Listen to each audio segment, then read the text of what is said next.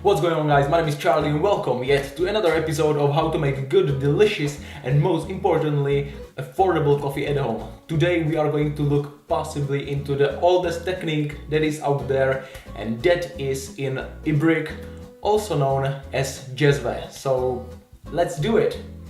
First things first, we are going to need jezve. With that being said, there are two options again for the gas cooker or for an induction cooker, which I've got over here. Not the best for Turkish coffee indeed, but I'm going to try my best to show you how it's done. There are different kinds of jezve, Ibriks, I don't really know. Starting from the classical one that are being made out of copper or brass, all the way to the modern one that are being made out of stainless steel, which is this one over here. This one is kinda ridiculous. Stainless steel one because of an induction cooker. If you have the gas cooker, go definitely with the copper one / the brass one.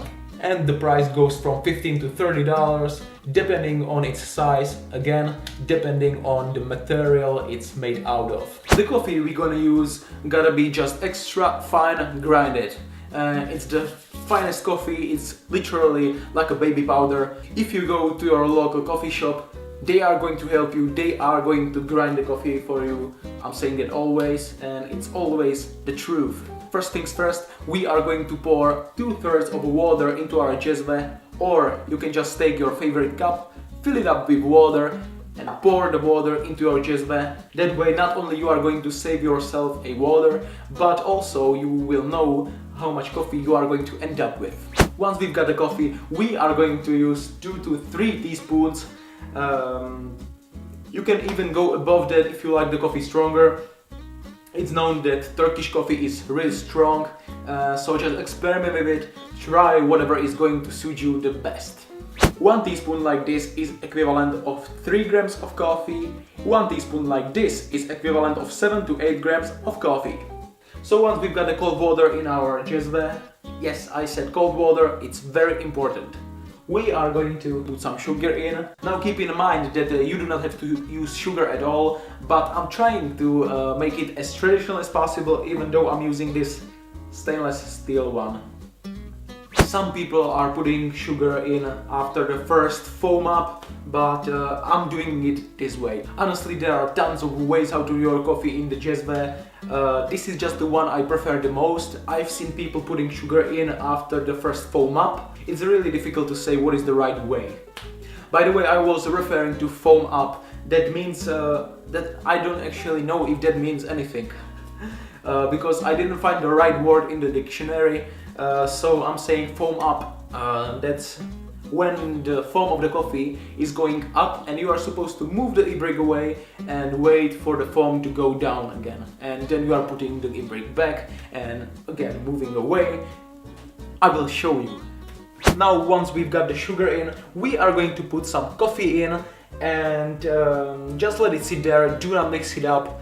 Just let it sit there like a little innocent child on a playground. So now, if you are using a gas cooker or an induction cooker, just make sure you are using low heat, because that's essentially how the coffee is done. The coffee cannot boil, just keep that in mind, or otherwise you are going to ruin the coffee. If you have watched any Turkish videos, any Turkish people making Turkish coffee, you could have seen that they are making the coffee on a hot sand. That's because the sand will spread the heat all nice and even, and unfortunately I do not have any sand, so I'm sorry. I'm going to try it on this induction cooker.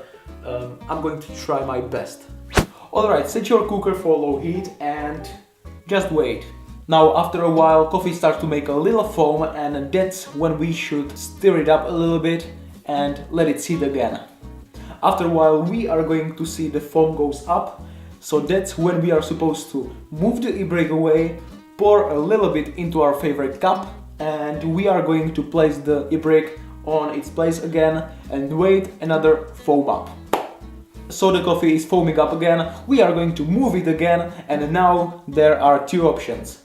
The first one is you are going to pour the rest of the coffee into your mug and enjoy your coffee. The second option, I've seen some videos in which people are doing this process one more time. So that's 3 times this foam up. Again, I'm going to let it up to you. Just experiment with it. Try whatever is going to suit you the best. But I'm going to do it one more time. If you want to take it one step further, you can even use some seasoning in. And that's between the first and the second foam up. So just throw in some seasoning. The best seasoning for this is cardamom. It's really going to give this really strange, good feeling, taste to this coffee. It's amazing, you should try it. You might not going to like it, I love it, but again, you gotta experiment with it. Alright you guys, I think that's all I wanted to say. If you enjoyed this video, leave a like and comment below. You can also subscribe. They saying it's for free, but I don't know, just try it. And I'll see you at another video. You know what I say. Peace out.